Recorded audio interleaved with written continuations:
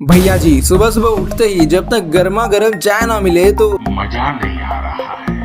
जिस चाय ने मोदी जी को प्रधानमंत्री बनाया और मुझे यूट्यूबर, उस चाय के स्वाद को कैसे भूल सकते हैं। आपने हमारे चैनल पर इतने सारे चीजों की फार्मिंग और मैन्युफैक्चरिंग देखी, लेकिन भाई साहब हमारी फेवरेट चाय की चाय पत्ती के बारे में बताना तो भूल ही गए। कल ही चाय पीते पीते ख्याल आया, भारत में इतने सारे लोग चाय पीते हैं, लेकिन उनमें से 5% लोगों को भी नहीं पता कि चाय पत्ती कैसे बनती है। तो चलिए आज जान लिया जाए कि चाय पत्ती कैसे बनती है। सबसे पहला स्टेप होता है प्लांटिंग का, जिसके लिए नर्सरी में से लाए गए अच्छे क्वालिटी के चाय के छोटे छोटे पौधों को इस प्लांटिंग मशीन की मदद से बोया जाता है।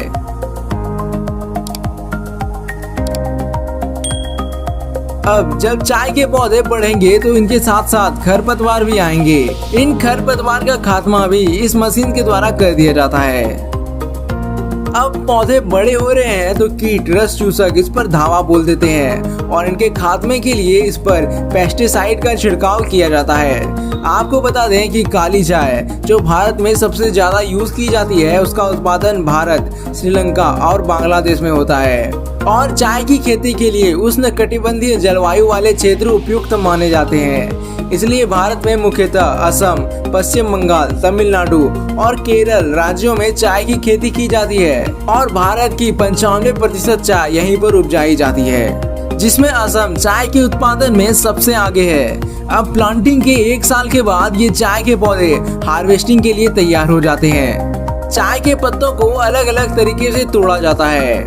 कई जगहों पर हाथ से ही तोड़ा जाता है, कई जगहों पर इस प्रकार के स्पेशल टाइप के कैंची का इस्तेमाल करते हैं।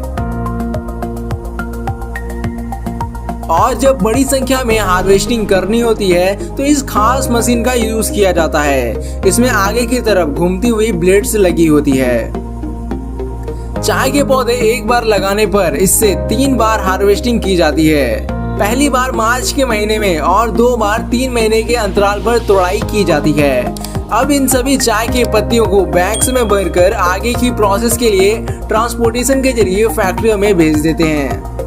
यहाँ पर लाने के बाद इन पत्तियों को यहाँ पर बने जाली पर उड़ेल देते हैं। यहाँ पर इनकी विदरिंग करी जाती है, जिसके लिए इन पत्तों को यहाँ पर अच्छे से फैला देते हैं और इसके नीचे से ब्लोअर के द्वारा गर्म हवा को पास कराया जाता है, जिससे पत्तियों का मॉइस्चर 50% तक कम हो जाता है। इससे चाय की खुशबू और भी उभर कर आती है।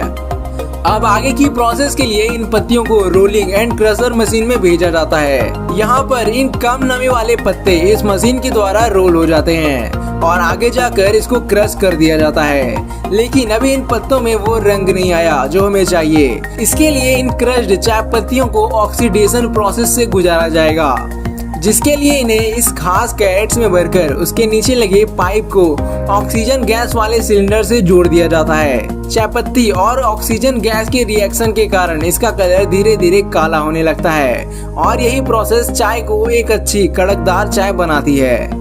अभी इन चाय पत्तियों में थोड़ी सी नमी बाकी है। इसके लिए फिर से इस कंटेनर को इस सिलेंडर के साथ अटैच कर दिया जाता है। इस बार इसमें से 80 से 90 डिग्री सेल्सियस गर्म हवा को पास कराया जाता है, जिससे ये चाय पत्ती अच्छी तरह से सूख कर रेडी हो जाती है। अब चाय पत्ती की ग्रेडिंग के लिए इन्हें कन्वेयर बेल्ट पर डाल दिया जाता है, जहां पर लगी अलग अलग साइज की छलनी चाय पत्ती के साइज के आधार पर 3 अलग अलग कंटेनर्स में चाय पत्ती को स्टोर कर लेती है और फिर एक्सपर्ट्स के फाइनल टेस्टिंग के बाद ये पैकिंग एरिया में चली जाती है। यहाँ पर ये ऑटोमेटिक पैकिंग मशीन इसे पैक कर देती है। तो इस तरह से कड़क और खुशबूदार चाय तैयार हो जाती है। हमें कमेंट में जरूर बताइएगा आप दिन में कितनी बार चाय पीते हैं। मुझे लगता है वीडियो देखने के बाद अब आपको भी चाय पीने का मन हो रहा होगा। जाने से पहले वीडियो को लाइक जरूर कर दीजिएगा और ऐसे ही मजेदार वीडियोस को देखते रहने के लिए हमारे चैनल को सब्सक्राइब करके बेल आइकन पर जरूर प्रेस करें। अब आपके स्क्रीन पर 2 वीडियो और दिख रही होगी, दोनों वीडियो बहुत अच्छी है।